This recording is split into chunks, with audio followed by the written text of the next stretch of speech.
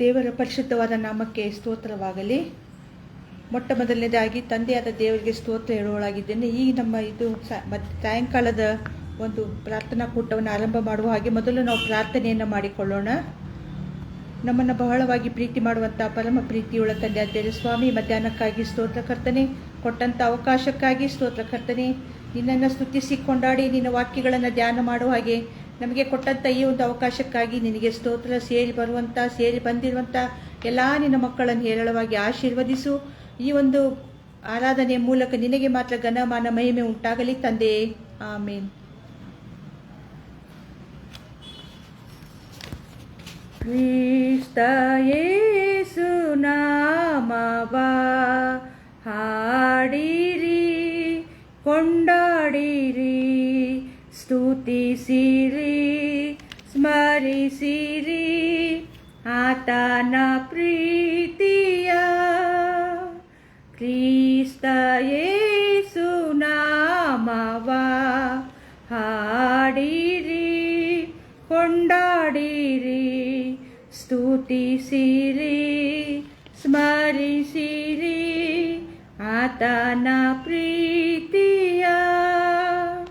ದೇವ ಸ್ವರೂಪನಾಗಿದ್ದ ಯೇಸು ದೇವ ಸಮಾನ ಪದವಿಯನ್ನು, ದೇವ ಸ್ವರೂಪನಾಗಿಹ ಯೇಸು ದೇವ ಸಮಾನ ಪದವಿಯನ್ನು ತೊರೆದಿಟ್ಟನು, ಬರಿದಾದನು ನಮ್ಮನ್ನು ರಕ್ಷಿಸಲು. ತೊರೆದಿಟ್ಟನು, ಬರಿದಾದನು ನಮ್ಮನ್ನು ರಕ್ಷಿಸಲು. ಕ್ರಿಸ್ತ ಯೇಸು ನಾಮವ ಹಾಡಿರಿ, ಕೊಂಡಾಡಿರಿ, ಸ್ತುತಿಸಿರಿ, ಸ್ಮರಿಸಿರಿ ಆತನ ಪ್ರೀತಿಯ. ಪಾಪದ ಶಕ್ತಿ ಸಂಪೂರ್ಣವಾಗಿ ಶಿಲುಬೆ ಮೇಲೆ ಸೋಲಿಸಿತಿ. ಪಾಪದ ಶಕ್ತಿ ಸಂಪೂರ್ಣವಾಗಿ ಶಿಲುಬೆ ಮೇಲೆ ಸೋಲಿಸಿತಿ. ಮೃತ್ಯುವನ್ನು ಛೇದಿಸಿ ಬಂದ ನಮ್ಮನ್ನು ರಕ್ಷಿಸಲು. ಮೃತ್ಯುವನ್ನು ಛೇದಿಸಿ ಬಂದ ನಮ್ಮನ್ನು ರಕ್ಷಿಸಲು.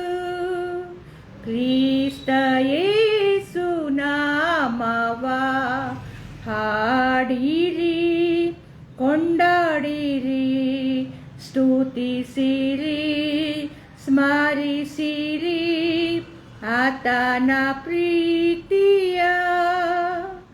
ಮೇಘಾರೂಢನಾಗಿ ಬರುವ ಯೇಸು ಆಜ್ಞಾಘೋಷ ತೋಡನೆಯೇ.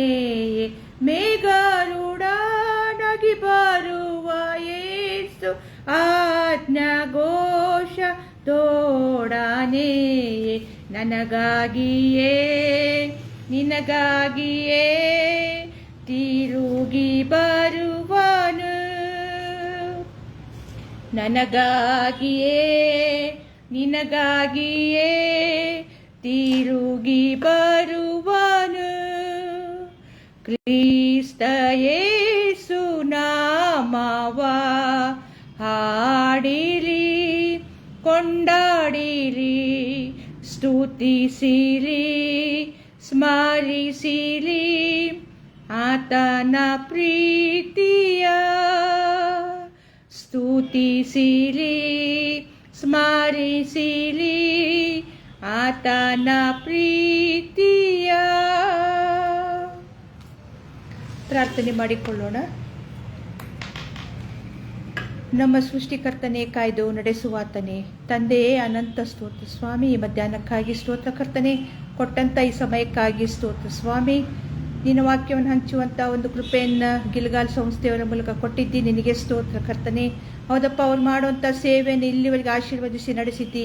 ಅನೇಕ ನಿನ್ನ ಸೇವಕರುಗಳನ್ನು ಅವರು ಈ ಸೇವೆಯಲ್ಲಿ ಉಪಯೋಗಿಸಿಕೊಂಡು ಕರ್ತನೆ, ನಿನ್ನನ್ನು ಅರಿಯದ ಜನರಿಗೆ, ನಿನ್ನ ಅರಿಯದ ಮಕ್ಕಳಿಗೆ ರಕ್ಷಣೆಯ ಮಾರ್ಗವನ್ನು ನಿನ್ನ ವಾಕ್ಯಗಳ ಮೂಲಕ ತಿಳಿಯಪಡಿಸಿದ್ದ ಅವರ ಮೂಲಕ ನಡೆಸುತ್ತಾ ಇದ್ದಿ. ನಿನಗೆ ಕೋಟಿ ಕೋಟಿ ಸ್ತೋತ್ರ ಸ್ವಾಮಿ. ಈ ಸಮಯದಲ್ಲಿ ನನ್ನನ್ನು ನಿನಗೆ ಒಪ್ಪಿಸಿಕೊಡುತ್ತೇನೆ ಹೇಳುವಂಥ ವಾಕ್ಯಗಳನ್ನು ಆಶೀರ್ವದಿಸು. ನನ್ನ ಬಾಯ ಮಾತುಗಳು, ನನ್ನ ಹೃದಯದ ಧ್ಯಾನವು ನಿನಗೆ ಸಮರ್ಪಕವಾಗಿರಲಿ ತಂದೆಯೇ. ಆಮೇನ್. ದೇವರ ಪರಿಶುದ್ಧವಾದ ನಾಮಕ್ಕೆ ಸ್ತೋತ್ರವಾಗಲಿ. ತಂದೆಯಾದ ದೇವರಿಗೆ ಮೊಟ್ಟ ಮೊದಲನೇದಾಗಿ ಸ್ತೋತ್ರ ಹೇಳುವಳಾಗಿದ್ದೇನೆ. ಮತ್ತು ಈ ಮಧ್ಯಾಹ್ನದ ಸಮಯದಲ್ಲಿ ದೈವವಾಕ್ಯ ಸಂದೇಶವನ್ನು ಹೇಳಲು ಅನುಕೂಲ ಮಾಡಿಕೊಟ್ಟಂತಹ ಗಿಲ್ಗಾಲ್ ಸರ್ಕಲ್ ಆಫ್ ಸ್ಟೋನ್ ಸಂಸ್ಥೆ ಎಲ್ಲ ಸೇವಕರಿಗೆ ಎಲ್ಲರಿಗೂ ನನ್ನ ಹೃತ್ಪೂರ್ವಕವಾದ ವಂದನೆಗಳನ್ನು ಕ್ರಿಸ್ತೇಸುವಿನ ಮಧುರ ನಾಮದಲ್ಲಿ ಹೇಳುವಳಾಗಿದ್ದೇನೆ. ಇಂದು ಈ ಮಧ್ಯಾಹ್ನಕ್ಕಾಗಿ ನಾನು ಆರಿಸಿಕೊಂಡಂಥ ದೇವರ ವಾಕ್ಯದ ಭಾಗವು ಆದಿಕಾಂಡ 25ನೇ ಅಧ್ಯಾಯ 1-6 ವಚನಗಳು. ಆದಿಕಾಂಡ 25ನೇ ಅಧ್ಯಾಯ 1-6 ವಚನಗಳು. ಇಲ್ಲಿ ಏನು ನೋಡ್ತೀವಿ ಅಂತ ನಾನು ಒಂದ್ಸಾರಿ ಅದನ್ನು ಓದ್ತೇನೆ. ಓದಿದ ನಂತರ ಅದು ಯಾವ ವಿಷಯ ಎಂಬುದಾಗಿ ನಿಮ್ಗೆ ಹೇಳಕ್ಕೆ ಇಷ್ಟಪಡ್ತೇನೆ. ಅಬ್ರಹಾಮನ 2ನೇ ಹೆಂಡತಿಯಿಂದಾದ ಸಂತಾನವನ್ನು ಕುರಿತದ್ದು. ಅಬ್ರಹಾಮನು ಕೆಟೂರಳೆಂಬ ಇನ್ನೊಬ್ಬ ಹೆಂಡತಿಯನ್ನು ಮದುವೆ ಮಾಡಿಕೊಂಡನು. ಆಕೆ ಅವನಿಗೆ ಜಿಮ್ರಾನ್, ಯೋಕ್ಷಾನ್, ಮೇದಾನ್, ಮಿದ್ಯಾನ್, ಇಷ್ಬಾಕ್, ಶೂಹ ಇವರನ್ನು ಹೆತ್ತಳು. ಯೋಕ್ಸಾನನು ಶೇಬಾ, ದೇದಾನ್ ಎಂಬಿವರನ್ನು ಪಡೆದನು. ಅಶೂರ್ಯರು, ಲೇಟೂಷರು, ಲೇಯುಮ್ಯರು ದೇದಾನನಿಂದ ಹುಟ್ಟಿದವರು. ಗೇಫಾ, ಗೇಫೆರ್, ಹನೋಕ್, ಅಬಿದಾ, ಎಲ್ಲಾಗ್ ಎಂಬಿವರು ಮಿದ್ಯಾನನಿಂದ ಹುಟ್ಟಿದರು. ಇವರೆಲ್ಲರೂ ಕೆಟೂರಳ ಸಂತತಿಯವರು. ಅಬ್ರಹಾಮನು ತನಗಿದ್ದ ಆಸ್ತಿಯನ್ನೆಲ್ಲ ಇಸಾಕನಿಗೆ ಕೊಟ್ಟನು.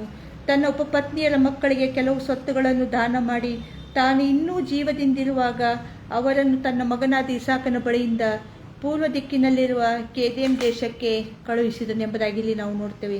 ಇಲ್ಲಿ ಒಂದು ವಿಷಯವನ್ನು ನಾನು ಯಾರ ವಿಷಯವಾಗಿ ಅಂದರೆ, ಈಗ ಮೇಲೆ ಹೆಡ್ಡಿಂಗ್ನಲ್ಲೇ ನಾವು ಓದಿಕೊಂಡವು ಏನೆಂದರೆ ಅಬ್ರಾಹ್ಮನ 2ನೇ ಹೆಂಡತಿ ಅಂತೇಳಿ.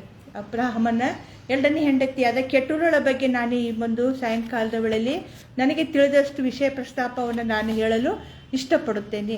ಕೆಟೂರಳ ವಿಷಯವಾಗಿ ಕೇಳುವಕ್ಕಿಂತ ಮೊದಲು ನಾವು ಸ್ವಲ್ಪ ಸಾರಳ ವಿಷಯದಲ್ಲಿ ನಾವು ತಿಳಿದುಕೊಳ್ಳೋಣ.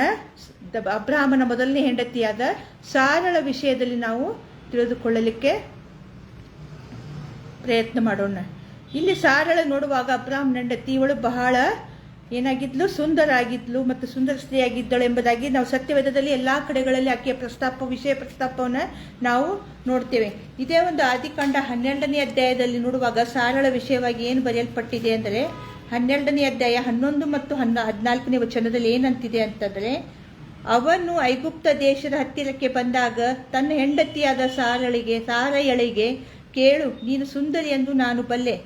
ಐಗುಪ್ತ ದೇಶದವರು ನಿನ್ನನ್ನು ಕಂಡು ಈಕೆಯು ಅವನ ಹೆಂಡತಿ ಎಂದು ನನ್ನನ್ನು ಕೊಂದು ನಿನ್ನನ್ನು ಉಳಿಸಾರು. ಅಂದರೆ ಅಷ್ಟು ಸುಂದರವಾಗಿದ್ಲಕ್ಕೆ. ಯಾರು? ಅಬ್ರಹಾಮನ ಹೆಂಡತಿ ಸಾರಳು ಅಷ್ಟು ಸುಂದರವಾಗಿದ್ದಳು. ಅದೇ 14ನೇ ವಚನದಲ್ಲಿ ನೋಡುವಾಗ 12ನೇ ಅಧ್ಯಾಯ 14ನೇ ವಚನದಲ್ಲಿ, ಅಬ್ರಹಾಮನ ಐಗುಪ್ತ ದೇಶಕ್ಕೆ ಬಂದಾಗ ಐಗುಪ್ತರು ಅವನ ಸಂಗಡ ಇದ್ದ ಸ್ತ್ರೀಯನ್ನು ನೋಡಿ ಬಹು ಸುಂದರಿ ಎಂದರು. ಏನಂತ ಹೇಳಿದ್ರು? ಸಾರಯಳಿಗೆ ಬಹಳ ಸುಂದರಿ ಎಂಬುದಾಗಿ ಅವರು ಹೇಳಿದರು. ಅವಳು ಸುಂದರಿ ಅಷ್ಟೇ ಅಲ್ಲ, ಅವಳು ಇಬ್ರಿಯಳಾಗಿದ್ದಳು ಮತ್ತು ಅಬ್ರಹಾಮನು ಸಹಿತ ಇಬ್ರಿಯ ವಂಶದವನಾಗಿದ್ದ. ಆದರೆ ಸಾರಳು ನಮ್ಮ ಇಬ್ರಿಯ ಜನಾಂಗಕ್ಕೆ ಆಕೆ ಏನಾದ್ಲು? ತಾಯಿ ಆದ್ಲು ಅಂತೇಳಿ ನಾವು ಸತ್ಯವೇದದಲ್ಲಿ ನೋಡ್ತೇವೆ. ಹೀಗೆ ಸತ್ಯವೇದದಲ್ಲಿ ಎಲ್ಲ ಸ್ತ್ರೀಯರಲ್ಲಿ ಉತ್ತಮವಾದ ಸ್ತ್ರೀ ಸಾರಳು ಸುಂದರಳಾಗಿದ್ದಳು ಎಂಬುದಾಗಿ ನಾವು ನೋಡ್ತೀವಿ. ಅದೇ ರೀತಿಯಲ್ಲಿ ಅವಳಿಗೆ ಮುಪ್ಪಿನ ಕಾಲ ಬಂದಾಗ ಮಕ್ಕಳಾಗಿರಲಿಲ್ಲ, ಅವಳಿಗೆ ಸಂತತಿ ಇದ್ದಿದ್ದಿಲ್ಲ. ಯಾರಿಗೆ?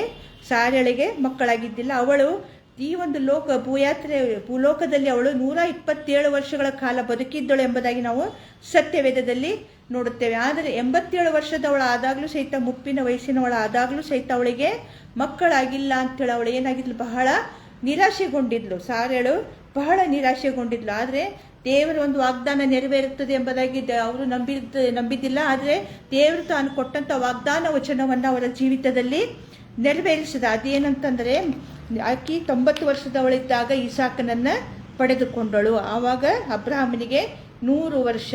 ಇಸಾಕನ ಹುಟ್ಟಿದಾಗ ಅಬ್ರಹಾಮನಿಗೆ 100 ವರ್ಷ ಮತ್ತು ಸಾರಳಿಗೆ 90 ವರ್ಷ ಎಂಬುದಾಗಿ ನಾವು ನೋಡ್ತೇವೆ. ಹೀಗೆ ಮುಂದೆ ಅವಳ ಜೀವಿತ ಕಾಲ 127 ವರ್ಷ ಈ ಭೂಲೋಕದಲ್ಲಿ ಆದಮೇಲೆ ಅವಳು ತೀರಿ ಹೋದ ಮೇಲೆ ಅಬ್ರಹಾಮನು ಒಂಟಿಗನಾಗುತ್ತಾನೆ. ಅಬ್ರಾಹ್ಮನ ಒಂಟಿಗನಾದ ಮೇಲೆ ಅವನಿಗೆ ಮತ್ತು ಭಾಳ ಸಂಗಾತಿ ಬೇಕು, ಮತ್ತು ಅವನ ಒಂದು ಕಷ್ಟ ಸುಖಗಳನ್ನು ನೋಡಿಕೊಳ್ಳೋಕ್ಕೆ ಒಬ್ಬರು ಬೇಕಲ್ಲ. ಆದರೆ ಆ ಸಾರಳ ತೀರ್ಕೊಂಡಾಗ ಇಸಾಕನು 37 ವರ್ಷದವನಾಗಿದ್ದ. ಅವನೇನಾಗಿದ್ದ? 37 ವರ್ಷದವನಾಗಿದ್ದ.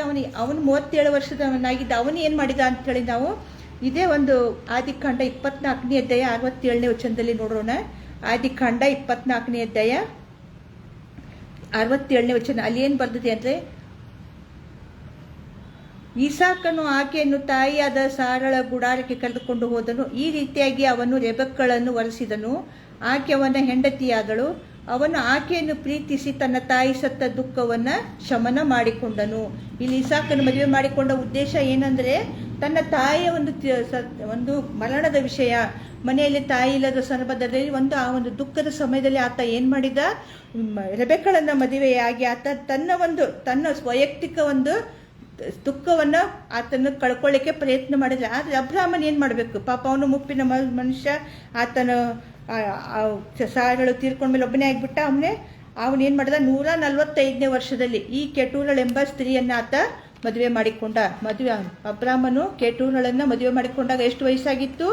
145 ವರ್ಷ ಆಗಿತ್ತು. ಆದರೆ ಆತನು ಹೆಚ್ಚಾಗಿ ಪ್ರೀತಿ ಮಾಡುತ್ತಿದ್ದ ಸಾರಳು ತೀರಿ ಹೋದ ಮೇಲೆ ಮಗನೂ ಸಹಿತ ತನಗೆ ಇಷ್ಟವಾದಂಥ ಸ್ತ್ರೀಯನ್ನು ಮದುವೆ ಮಾಡಿಕೊಂಡ ಮೇಲೆ ಆತ ಏನಾಗ್ಬಿಟ್ಟ, ಒಬ್ಬಟ್ಟಿಗನಾದ. ಈಗ ಅವನಿಗೆ ಒಬ್ಬ ಸಹಾಯಕಳು ಬೇಕು. ಅವನ ಒಂದು ಸುಖ ದುಃಖವನ್ನು ನೋಡ್ಕೊಳ್ಳಿಕ್ಕೆ ಒಬ್ಬ ಸಹಾಯಕಳು ಬೇಕು. ಯಾಕಂದರೆ ಅವನದು ಮುಪ್ಪಿನ ವಯಸ್ಸು. ಆತನು ತನ್ನ ಒಂದು ಕೆಲಸವನ್ನು ತಾನೇ ಮಾಡ್ಕೊಳ್ಳಿಕ್ಕೆ ಆಗದಂಥ ಪರಿಸ್ಥಿತಿಯಲ್ಲಿರುವಾಗ ಆತ ಏನು ಮಾಡಿದ, ತನ್ನ ಒಂದು ಮುಂದಿನ ಜೀವನಕ್ಕಾಗಿ ತನಗೆ ಒಂದು ಭಾಳ ಸಂಗಾತಿಯಾಗಿ ಆತ ಏನು ಮಾಡಿದ, ಕೆಟೂರಳನ್ನು ಮದುವೆಯಾದ. ಆದರೆ ಈ ಕೆಟೂರಳ ವಿಷಯದಲ್ಲಿ ಸತ್ಯವೇದದಲ್ಲಿ ಯಾವುದೇ ಅವಳ ಒಂದು ಜನಾಂಗ ಆಗಲಿ, ಅವಳು ಎಷ್ಟು ವಯಸ್ಸಿನವಳಿದ್ಲು, ಅವಳು ಯಾವ ರೀತಿಯಾಗಿದ್ಲು ಎಂಬುದಾಗಿ ಎಲ್ಲೂ ಅಲ್ಲಿ ನಾವು ಕಾಣುವುದಿಲ್ಲ. ಆದರೆ ಅವಳು ಒಳ್ಳೆ ಗುಣದವಳಾಗಿದ್ದಳು, ಒಳ್ಳೆ ಸ್ವಭಾವದವಳಾಗಿದ್ದಳು. ಅಬ್ರಹಾಮನನ್ನು ಬಹಳ ಒಂದು ಅಗದಿ ಪ್ರೀತಿಯಿಂದ ನೋಡಿಕೊಂಡ್ಲು ಅಂಥೇಳಿ ನಾವು ಕೆಲವೊಂದು ಪುಸ್ತಕಗಳ ಆಧಾರದಿಂದ ತಿಳಿದುಕೊಂಡು ನಾನು ನಿಮಗೆ ಹೇಳಲಿಕ್ಕೆ ಇಷ್ಟಪಡ್ತೇನೆ. ಅವಳೇನು ಯಾವ ಜನಾಂಗ ಅಂತ ಗೊತ್ತಾಗಲಿಲ್ಲ, ಆದರೆ ಅವಳ ವಯಸ್ಸು ಎಷ್ಟು ಅಂತ ಬರೆದಿಲ್ಲ.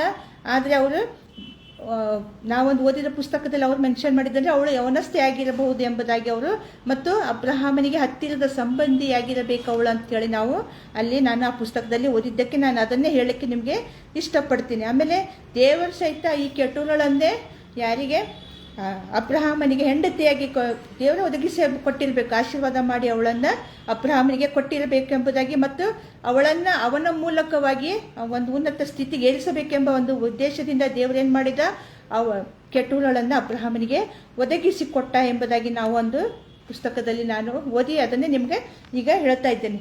ಆದರೆ ಈ ಕೆಟೂರಳು ಅಂತಂದರೆ, ಕೆಟೂರಳು ಎಂಬ ಹೆಸರಿನ ಅರ್ಥ ಧೂಪದ ವಾಸನೆ. ಈ ಧೂಪ ಎಂದರೆ ನಾವು ಹಿಂದಿನ ಕಾಲದಲ್ಲಿ ಯಜ್ಞವೇದಿಯಲ್ಲಿ ಮತ್ತು ದೇವರ ಆಲಯ ಪರಿಶುದ್ಧ ಸ್ಥಳ ಎಂಟ್ರೆನ್ಸ್ ಆಗುವಾಗ ಅಲ್ಲಿ ಏನು ಮಾಡ್ತಿದ್ರು, ಧೂಪ ಹಾಕ್ತಿದ್ರು.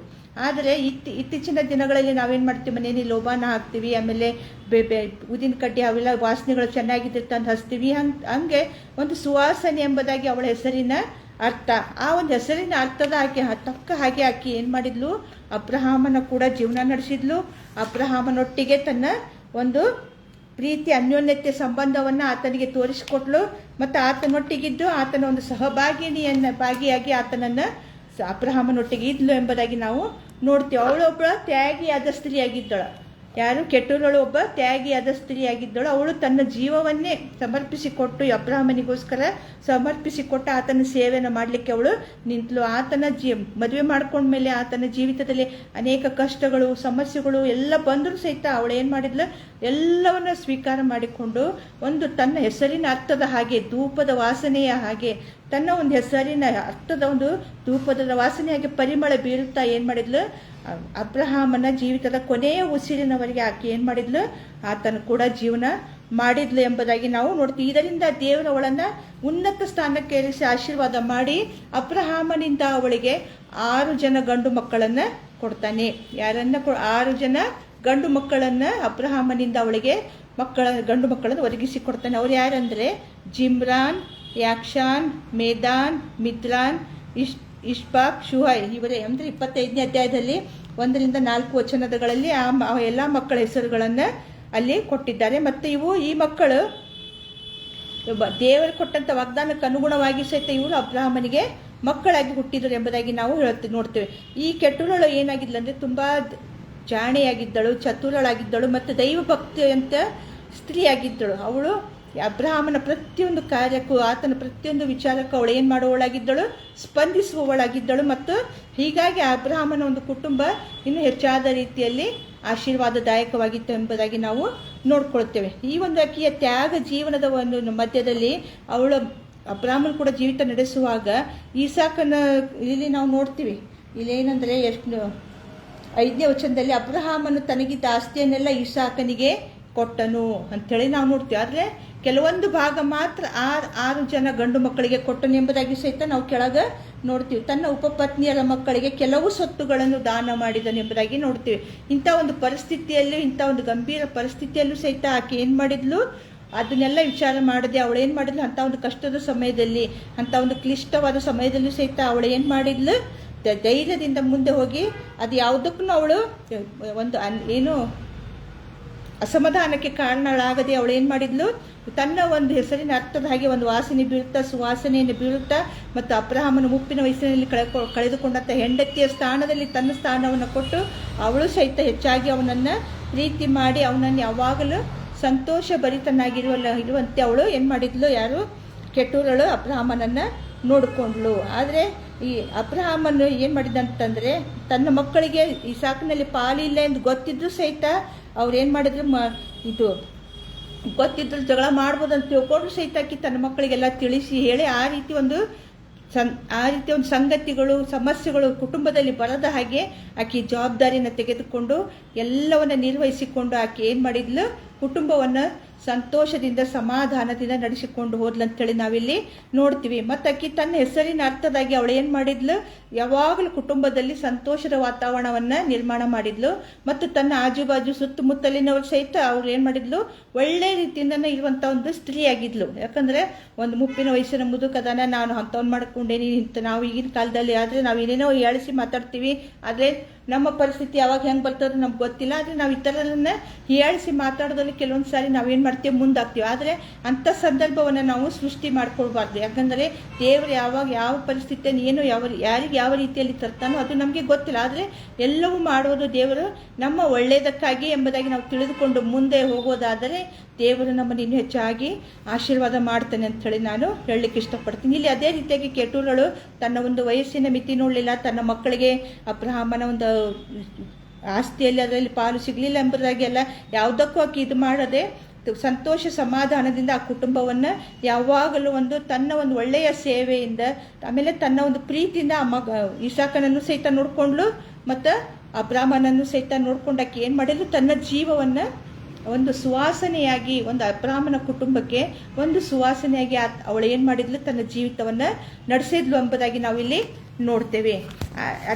ಆದರೆ ಕೆಟ್ಟೂರಳ ಬಗ್ಗೆ ನಾವು ನೋಡುವಾಗ ಸಾರಳ ಆಕೆ 127 ವರ್ಷ ಆಗಿ ತೀರ್ಕೊಂಡ್ಮೇಲೆ ಇವಳನ್ನು ಮದುವೆ ಮಾಡ್ಕೊಂಡ ಮೇಲೆ ಸಣ್ಣ ವಯಸ್ಸಿನವಳು ಇರ್ಬೋದು ಅಥವಾ ಮಿಡಿಯಲ್ ಏಜ್ ಇರ್ಬೋದು, ಏನೋ ಇರ್ಬೋದು. ಆದರೆ ಒಂದು ನಂಬಿಗಸ್ತಿಕೆಯ ಜೀವನ, ಒಂದು ಕುಟುಂಬದ ಜವಾಬ್ದಾರಿ ತಗೊಂಡ್ಮೇಲೆ ನಂಬಿಕೆಯ ಜೀವನ ಅವಳು ಅಬ್ರಾಹ್ಮನೊಟ್ಟಿಗೆ ನಡೆಸಿದ್ಲು ಎಂಬುದಾಗಿ ನಾವು ನೋಡ್ತೀವಿ. ಆಮೇಲೆ ಇವಳೊಬ್ಬ ಫಲದಾಯಕ ತಾಯಿಯಾಗಿ, 6 ಮಕ್ಕಳ ತಾಯಿಯಾಗಿ ಮತ್ತು ಫಲದಾಯಕ ತಾಯಿಯಾಗಿ ಏನು ಮಾಡಿದ್ಲು, ಒಂದು ಜನಾಂಗಕ್ಕೆ ತಾಯಿಯಾದಳು ಎಂಬುದಾಗಿ ನಾವು ನೋಡ್ತೀವ.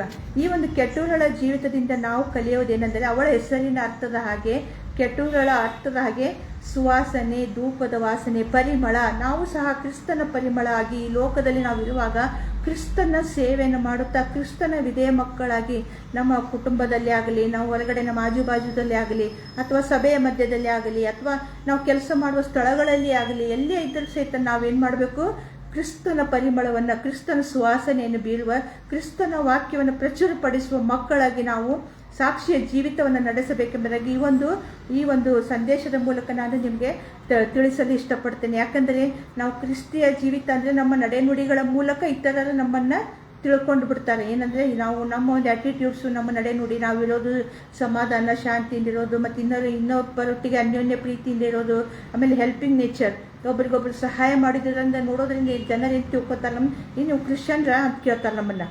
ಆ ರೀತಿಯ ಒಂದು ಜೀವಿತವನ್ನು ನಾವೇನು ಮಾಡಬೇಕು, ಅನ್ಯರ ಮಧ್ಯದಲ್ಲಿ ಆಗಲಿ, ನಮ್ಮ ಕ್ರೈಸ್ತ ಕುಟುಂಬದಲ್ಲೇ ಆಗಲಿ, ಇತರರ ಮಧ್ಯದಲ್ಲಾಗಲಿ ನಾವು ಯಾವಾಗಲೂ ಕ್ರಿಸ್ತನ ಸುವಾರ್ತೆಯನ್ನು ಸಾರುತ್ತಾ, ಕ್ರಿಸ್ತನ ವಾಕ್ಯವನ್ನು ನಾವು ಪರಿಮಳವನ್ನು ಬೀರುತ್ತಾ, ನಾವು ಈ ಒಂದು ಕೆಟ್ಟಗಳು ಯಾವ ರೀತಿಯಾಗಿ ಒಂದು ವಯಸ್ಸಿನ ಮಿತಿ ಇಲ್ಲದೆ ಯಾವುದೇ ಒಂದು ಇದು ನೋಡದೆ ಅಬ್ರಹಾಮನ ಸೇವೆಯನ್ನು ಮಾಡಿ ಆತನ ಸಂತತಿಯನ್ನು, ಆತನ ಕುಟುಂಬವನ್ನು ನಡೆಸಿಕೊಂಡು ಒಂದು ಧೂಪ ತನ್ನನ್ನು ತಾನು ಸುಟ್ಟುಕೊಂಡಾಗ, ತನ್ನನ್ನು ತಾನು ಒಂದು ಬೆಂಕಿಯಲ್ಲಿ ಹಾಕಿದಾಗ ಸುಟ್ಟುಕೊಂಡಾಗ ಅದೇನು ಮಾಡ್ತೈತಿ, ಒಳ್ಳೆ ಪರಿಮಳವನ್ನು ಬೀರ್ತದೆ. ಅದೇ ರೀತಿಯಾಗಿ ನಾವು ಸಹಿತ ಎಂಥ ಕಷ್ಟಗಳ ಮಧ್ಯದಲ್ಲಿ, ಯಾವುದೇ ರೀತಿಯ ಮಧ್ಯದಲ್ಲಿ ಇದ್ದರೂ ಸಹಿತ ನಾವೇನು ಮಾಡಬೇಕು, ಕ್ರಿಸ್ತನ ಸುವಾರ್ತೆಯನ್ನು ಸಾರುವ ಪರಿಮಳವಾಗಿ, ಕ್ರಿಸ್ತನ ಸುವಾರ್ತೆಯನ್ನು ಇತರರಿಗೆ ಹಂಚಿಕೊಡುವ ಪರಿಮಳವಾಗಿ ನಾವು ಹೊರಹೊಮ್ಮಿ ಬರಬೇಕು. ಯಾಕಂದರೆ ದೇವರ ವಾಕ್ಯದಲ್ಲಿ, ಯೋಹಾನನ ಸುವಾರ್ತೆಯಲ್ಲಿ ನಾವು ನೋಡ್ತೇವೆ, ಲೋಕದಲ್ಲಿ ನಿಮಗೆ ಸಂಕಟ ಉಂಟು, ಧೈರ್ಯವಾಗಿರಿ, ನಾನು ಲೋಕವನ್ನು ಜಯಿಸಿದ್ದೇನೆಂಬುದಾಗಿ ಸ್ವಾಮಿ ಅಲ್ಲಿ ಹೇಳ್ತೇನೆ. ಹೌದು, ಯಾಕಂದರೆ ಕ್ರಿಸ್ತನ ಮಕ್ಕಳಿಗೆ, ಕ್ರಿಸ್ತನನ್ನು ನಂಬಿದ ಮಕ್ಕಳಿಗೆ ಈ ಲೋಕದಲ್ಲಿ ಏನಿದೆ, ಸಂಕಟ ಇದೆ, ಕಷ್ಟ ಇದೆ, ಚಿಂತೆ ಇದೆ, ಭಾರ ಇದೆ.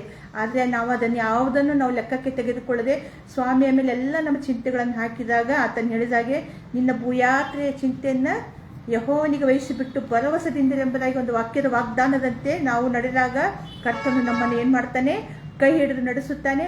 ಮತ್ತು ನಾವು ಸಹ ಇತರರಿಗೆ ಪರಿಮಳವನ್ನು ಬೀರುವ, ಕ್ರಿಸ್ತನ ವಾಕ್ಯವೆಂಬ ಪರಿಮಳವನ್ನು ಬೀರುವ, ಕ್ರಿಸ್ತನ ಸುವಾರ್ತೆಯನ್ನು ಸಾರುವ ಒಂದು ಸುವಾಸನೆಯ ಧೂಪವಾಗಿ ನಾವು ಹೊರಹೊಮ್ಮಿ ಬರಲಿಕ್ಕೆ ಸಾಧ್ಯ ಆಗ್ತದೆ. ಹೀಗೆ ನಾವು ನಮ್ಮ ಜೀವಿತದ, ಕ್ರಿಸ್ತೀಯ ಜೀವಿತದ ಮೂಲಕ ನಾವೇನು ಮಾಡಬೇಕು, ಕ್ರಿಸ್ತನ ಒಂದು ದ್ರಾಕ್ಷ ಬಳ್ಳಿಗೆ ಅಂಟಿಕೊಂಡು ನಾವು ಉತ್ತಮವಾದ ಫಲ ಕೊಡುವ ದ್ರಾಕ್ಷ ಬಳ್ಳಿಯಲ್ಲಿಯ ಹಣ್ಣುಗಳಾಗಿ ನಾವೇನು ಮಾಡಬೇಕು, ಆ ಒಂದು ದ್ರಾಕ್ಷ ಬಳ್ಳಿಗೆ ಅಂಟಿಕೊಂಡು ನಾವು ಜೀವಿಸಬೇಕೆಂಬುದಾಗಿ ನಾನು ಹೇಳಲಿಕ್ಕೆ ಇಷ್ಟಪಡ್ತೇನೆ. ಮತ್ತು ನಾವು ಇಂಥ ಒಂದು ಜೀವಿತದಲ್ಲಿ ಅನ್ಯೋನ್ಯವಾಗಿ ನಡೆಯುವಾಗ, ಕ್ರಿಸ್ತನ ಒಂದು ಜೀವಿತದಲ್ಲಿ ಅನ್ಯೋನ್ಯವಾಗಿ ನಡೆಯುವಾಗ ದೇವರು ನಮ್ಮನ್ನು ಏನು ಮಾಡ್ತಾನೆ, ಇನ್ನೂ ಆತ್ಮಿಕವಾಗಿ ಹೆಚ್ಚಾಗಿ ಬಲಪಡಿಸ್ತಾನೆ, ನಮ್ಮನ್ನು ಬಲಪಡಿಸುತ್ತಾನೆ. ಮತ್ತು ನಾವು ಯಾರಿಗಾಗಿ, ಇತರರಿಗಾಗಿ ನಾವು ಪ್ರಾರ್ಥನೆ ಮಾಡಿದಾಗ ಮತ್ತು ನಾವು ಇತರರಿಗೋಸ್ಕರ ಬೇಡಿಕೊಂಡಾಗ ಅವರನ್ನು ಸಹಿತ ಆತ ಏನು ಮಾಡ್ತಾನೆ, ಕೈ ಹಿಡಿದು ನಡೆಸ್ತಾನೆ, ಅವರನ್ನು ಸಹಿತ ಬಲಪಡಿಸ್ತಾನೆ ಎಂಬುದಾಗಿ ತನ್ನ ವಾಕ್ಯಗಳ ಮೂಲಕ ನಮಗೆ ಆಧಾರ ವಚನಗಳನ್ನು ಕೊಟ್ಟು, ವಾಗ್ದಾನ ವಚನಗಳನ್ನು ಕೊಟ್ಟು ಸ್ವಾಮಿ ಏನು ಮಾಡಿದ್ದಾನೆ, ನೀನು ಹೋಗುವಾಗಲೂ ಬರುವಾಗಲೂ ನಿನ್ನ ಸಂಗಡ ಇರ್ತೇನೆ ಎಂಬುದಾಗಿ ವಾಗ್ದಾನವನ್ನು ಕೊಟ್ಟಿದ್ದಾನೆ. ಮತ್ತು ಶುಭವು ಕೃಪೆಯನ್ನು ನಿಮ್ಮನ್ನು ಹಿಂಬಾಲಿಸುವ ಹಾಗೆ ಮಾಡ್ತೀನಿ ಅಂತ ಹೇಳಿ ದೇವರು ನಮಗೆ ಹೇಳಿದ್ದಾನೆ. ಈ ರೀತಿಯ ಒಂದು ಜೀವಿತವನ್ನು ನಾವೆಲ್ಲರೂ ನಡೆಸಲಿಕ್ಕಾಗುವಂತೆ ಕರ್ತನಾದ ದೇವರು ನಮ್ಮೆಲ್ಲರನ್ನು ಆಶೀರ್ವಾದ ಮಾಡಲಿ ಎಂಬುದಾಗಿ ನಾನು ಈ ನನ್ನ ಚಿಕ್ಕ ಸಂದೇಶವನ್ನು ಇಲ್ಲಿಗೆ ಮುಗಿಸಲು ಇಷ್ಟಪಡುತ್ತೇನೆ. ದೇವರ ಈ ವಾಕ್ಯಗಳನ್ನು ಆಶೀರ್ವದಿಸಲಿ. ಕೊನೆಯದಾಗಿ ಒಂದು ಗೀತವನ್ನು ಹಾಡುತ್ತೇನೆ. ನನ್ನೇಸುವನೇ ಅರಿಯುವುದೇ ನನ್ನ ಶ್ರೇಷ್ಠ ಆಶೆ, ನನ್ನ ಶ್ರೇಷ್ಠ ಆಶೆ. ನನ್ನೇಸುವನೇ ಅರಿಯುವುದೇ ನನ್ನ ಶ್ರೇಷ್ಠ ಆಸೆ, ನನ್ನ ಶ್ರೇಷ್ಠ ಆಸೆ. ಯೇಸುವನ್ನು ಸಂಪಾದಿಸಲು ಲಾಭವಾದಂಥವನ್ನು ನಷ್ಟವೆಂದು ಎಣಿಸಿಕೊಂಡು ಕ್ರಿಸ್ತನ ಹೊಂದುವೆನು, ಆತನ ಹೊಂದುವುದೇ ನನ್ನ ಶ್ರೇಷ್ಠ ಆಶೆ, ಆತನ ಹೊಂದುವುದೇ ನನ್ನ ಶ್ರೇಷ್ಠ ಆಶೆ. ನನ್ನೇಸುವನೇ ಅರಿಯುವುದೇ ನನ್ನ ಶ್ರೇಷ್ಠ ಆಶೆ, ನನ್ನ ಶ್ರೇಷ್ಠ ಆಶೆ. ಸ್ವನೀತಿ ಸ್ವಾರ್ಥ ಸಂಪತ್ತು ಬಿಟ್ಟು ದೇವರ ನೀತಿ ಹೊಂದಿ ಕ್ರಿಸ್ತನಲ್ಲಿರುವವಳಾಗಿಯೇ ಕಾಣಬೇಕೆಂಬುವುದೇ ನನ್ನ ಶ್ರೇಷ್ಠ ಗುರಿಯೇ, ನನ್ನ ಶ್ರೇಷ್ಠ ಆಶೆ, ನನ್ನ ಶ್ರೇಷ್ಠ ಗುರಿಯೇ, ನನ್ನ ಶ್ರೇಷ್ಠ ಆಶೆ. ನನ್ನೇಸುವನೇ ಅರಿಯುವುದೇ ನನ್ನ ಶ್ರೇಷ್ಠ ಆಶೆ, ನನ್ನ ಶ್ರೇಷ್ಠ ಆಶೆ. ಲೋಕದ ಭಾಗ್ಯ ವೈಭವವೆಲ್ಲ ನನಗೆ ಕಸವೇ. ಕ್ರಿಸ್ತನ ಜ್ಞಾನ ಸಾನ್ನಿಧ್ಯವೆಲ್ಲ ನನ್ನ ಜೀವರಸವೇ. ಯೇಸುವೆ ಸರ್ವಸ್ವವು ನನ್ನ ಬಾಳ ಬಯಕೆಯು. ಯೇಸುವೆ ಸರ್ವಸ್ವವು ನನ್ನ ಬಾಳ ಬಯಕೆಯು. ನನ್ನೇಸುವನೇ ಅರಿಯುವುದೇ ನನ್ನ ಶ್ರೇಷ್ಠ ಆಶೆಯೇ. ನನ್ನ ಶ್ರೇಷ್ಠ ಆಶೆ ನನ್ನೇಸುವನೇ ಅರಿಯುವುದೇ ನನ್ನ ಶ್ರೇಷ್ಠ ಆಶೆಯೇ. ನನ್ನ ಶ್ರೇಷ್ಠ ಆಶೆ. ಪ್ರಾರ್ಥನೆ ಮಾಡಿಕೊಳ್ಳೋಣ. ಭೂಪರಲೋಕ ದೇವರೇ, ಸಮಸ್ತ ಕೊಡುವ ಆತನೇ, ಅನಂತ ಸ್ತೋತ್ರ ಸ್ವಾಮಿ. ಈ ಸಾಯಂಕಾಲಕ್ಕಾಗಿ ಸ್ತೋತ್ರ, ಕೊಟ್ಟಂಥ ಸಮಯಕ್ಕಾಗಿ ಸ್ತೋತ್ರ ಕರ್ತನೆ. ಅಪ್ಪ ಸ್ವಾಮಿ, ಕೆಟ್ಟೂರಳ ಜೀವಿತದ ಒಂದು ಸುವಾಸನೆ ಭರಿತವಾದ ಜೀವಿತದಂತೆ ನಮ್ಮ ಜೀವಿತವು ನಿನಗೋಸ್ಕರ ನಾವು ಮುಡುಪಾಗಿಡಲಿಕ್ಕಾಗುವಂಥ ಕೃಪೆಯನ್ನು ಈ ವಾಕ್ಯಗಳ ಮೂಲಕ ನಮ್ಮನ್ನು ಎಚ್ಚರಿಸಿದ್ದಿ, ನಮ್ಮನ್ನು ನಡೆಸುತ್ತಾ ಇದ್ದೀನಿ. ನಿನಗೆ ಸ್ತೋತ್ರ ಕರ್ತನೆ. ಹೌದಪ್ಪ, ನಾವು ಈ ಲೋಕದಲ್ಲಿ ಜೀವಿಸುತ್ತಿರುವಾಗ ನಿನ್ನ ನಾಮ ಮಹಿಮೆಯನ್ನು ಪರಿಮಳದ ರೂಪದಲ್ಲಿ ಕರ್ತನೆ, ಸುವಾಸನೆಯ ರೂಪದಲ್ಲಿ ಇತರರಿಗೆ ನಾವು ಹರಡುವ ಹಾಗೆ, ನಮ್ಮನ್ನು ನಾವು ಸಿದ್ಧಪಡಿಸಿಕೊಳ್ಳುವ ಹಾಗೆ ನಮ್ಮನ್ನು ನಿನ್ನ ಆತ್ಮನ ಬಲದಿಂದ ತುಂಬಿಸು, ನಿನ್ನ ವಾಕ್ಯಗಳಿಂದ ತುಂಬಿಸು ಕರ್ತನೆ. ನಮ್ಮ ನಡೆ ನುಡಿ ಕ್ರಿಯೆಗಳ ಮೂಲಕ ಕರ್ತನೆ ನಾವು ನಾವು ನಾವು ನಿನ್ನ ಮಕ್ಕಳೆಂಬುದಾಗಿ ಸಾಕ್ಷಿ ಹೇಳಲಿಕ್ಕಾಗುವಂತೆ ನಾವು ತಿಳಿದುಕೊಂಡು ಕರ್ತನೆ ಇತರರಿಗೂ ಸಹ ಸಾಕ್ಷಿಗಳಾಗಿ ನಡೆಯಲಿಕ್ಕಾಗುವಂಥ ಕೃಪೆಯನ್ನು ಅನುಗ್ರಹಿಸಿಕೊಡು. ಕೇಳಿಸಿಕೊಂಡು ಈ ವಾಕ್ಯಗಳನ್ನು ಕೇಳಿಸಿಕೊಂಡಂತೆ ಎಲ್ಲ ನಿನ್ನ ಮಕ್ಕಳನ್ನು, ನಿನ್ನ ಸೇವಕರನ್ನು ಎಲ್ಲರನ್ನ ಹೆಸರಾಗಿ ಆಶೀರ್ವದಿಸು. ಅವ್ರು ಮಾಡುವಂಥ ಕೆಲಸ ಕಾರ್ಯಗಳನ್ನು, ಅವ್ರು ಮಾಡುವಂಥ ಸೇವೆಯನ್ನು ಎಲ್ಲರನ್ನು ಆಶೀರ್ವದಿಸಿ ನಡೆಸು ಕರ್ತನೆ. ಈ ಸಾಯಂಕಾಲದ ವೇಳೆಯಲ್ಲಿ ಗಿಲ್ಗಾಲ್ ಸರ್ಕಲ್ ಆಫ್ ಸ್ಟೋನ್ಸ್ ಅವ್ರು ಮಾಡುವಂಥ ಸೇವೆಯನ್ನು ಬಲ್ಲಾತನಾಗಿದ್ಯಪ್ಪ. ಅವರು ಅನೇಕ ಸೇವಕರನ್ನು ಉಪಯೋಗಿಸಿ ಕರ್ತನೆ, ನಿನ್ನ ವಾಕ್ಯವನ್ನು ಅವರು ಸಾರುತ್ತಿರುವಾಗ ಸ್ವಾಮಿ, ಅವರ ಸೇವೆಯನ್ನು ಇನ್ನೂ ಹೆಚ್ಚೆಚ್ಚಾಗಿ ಆಶೀರ್ವದಿಸು. ಈ ಸೇವೆಯ ಮೂಲಕ ನಿನ್ನ ರಾಜ್ಯದಲ್ಲಿ ಅನೇಕರು ಸೇರಲಿಕ್ಕಾಗುವಂತೆ ತಾವು ಸಹ ಈಗ ನಾವು ಈ ಒಂದು ಸಂಸ್ಥೆಯವರು ಮಾಡುವಂಥ ಸೇವೆಗೋಸ್ಕರ ನಾವು ಪ್ರಾರ್ಥನೆಯ ಮೂಲಕ ತಮ್ಮ ವಾಕ್ಯಗಳನ್ನು ಸಾರುವುದರ ಮೂಲಕ ಇಂತಿಂಥ ಸೇವಕರ ಮೂಲಕ ಈ ಒಂದು ವಾಕ್ಯಗಳನ್ನು ಕೇಳಿದಾಗ ನಮ್ಮ ಮನ ಪರಿವರ್ತನೆಯಾಗಿತ್ತು ಎಂಬುದಾಗಿ ಸಾಕ್ಷಿ ಹೇಳಲಿಕ್ಕಾಗುವಂತೆ ಪ್ರತಿಯೊಬ್ಬೊಬ್ಬರನ್ನು ಆಶೀರ್ವದಿಸು. ಈ ಒಂದು ಗಿಲ್ಗಾಲ್ ಸರ್ಕಲ್ ಆಫ್ ಸ್ಟೋನ್ಸ್ ಸಂಸ್ಥೆ ಎಲ್ಲ ಕುಟುಂಬದ ಸದಸ್ಯರನ್ನು, ಸೇವಕರುಗಳನ್ನು, ಅವರ ಮಕ್ಕಳನ್ನು ಎಲ್ಲರನ್ನು ಹೇರಳವಾಗಿ ಹೆಸರಾಗಿ ಆಶೀರ್ವದಿಸು. ಈ ಒಂದು ಫೇಸ್ಬುಕ್ ಪೇಜ್ನಲ್ಲಿ ಬಂದಿರುವಂತೆಲ್ಲ ನಿನ್ನ ಮಕ್ಕಳನ್ನು ಇನ್ನೊಂದು ಆವರ್ತಿ ನೆನಪು ಮಾಡಿಕೊಳ್ಳುತ್ತೇವೆ ಕರ್ತನೆ. ಎಲ್ಲರನ್ನು ಆಶೀರ್ವದಿಸು, ಹರಸು. ನಿನ್ನ ನಾಮ ಮಹಿಮೆ ಹೊಂದಲಿ ತಂದೆಯೇ, ಆಮೇನ್. ನಾವೆಲ್ಲರೂ ಒಟ್ಟಾಗಿ ಕರ್ತನ ಕಲಿಸಿಕೊಟ್ಟ ಪ್ರಾರ್ಥನೆಯನ್ನು ಅರಿಕೆ ಮಾಡೋಣ. ಪರಲೋಕದಲ್ಲಿರುವ ನಮ್ಮ ತಂದೆಯೇ, ನಿನ್ನ ನಾಮವು ಪರಿಶುದ್ಧವೆಂದು ಎಣಿಸಲ್ಪಡಲಿ. ನಿನ್ನ ರಾಜ್ಯವು ಬರಲಿ. ನಿನ್ನ ಚಿತ್ತವು ಪರಲೋಕದಲ್ಲಿ ನೆರವೇರುವ ಪ್ರಕಾರ ಭೂಲೋಕದಲ್ಲಿಯೂ ನೆರವೇರಲಿ. ನಮ್ಮ ಅನುದಿನದ ಆಹಾರವನ್ನು ಇವತ್ತು ನಮಗೆ ದಯಪಾಲಿಸಿಕೊಡು. ನಮಗೆ ತಪ್ಪು ಮಾಡಿದವರನ್ನು ನಾವು ಕ್ಷಮಿಸಿದಂತೆ ನಮ್ಮ ತಪ್ಪುಗಳನ್ನು ಕ್ಷಮಿಸು. ನಮ್ಮನ್ನು ಶೋಧನೆಯೊಳಗೆ ಸೇರಿಸದೆ ಕೇಡಿನಿಂದ ನಮ್ಮನ್ನು ತಪ್ಪಿಸು. ರಾಜ್ಯವು, ಬಲವು, ಮಹಿಮೆಯು ಸದಾಕಾಲವು ನಿನ್ನವೇ ಆಗಿರಲಿ. ಆಮೇನ್. ಕರ್ತನಾದ ಯೇಸು ಕ್ರಿಸ್ತನ ಕೃಪೆಯು, ದೇವರ ಪ್ರೀತಿಯು, ಪರಿಶುದ್ಧಾತ್ಮನ ಐಕ್ಯವು ಸದಾ ನಮ್ಮೆಲ್ಲರೊಂದಿಗಿರಲಿ. ಆಮೇನ್.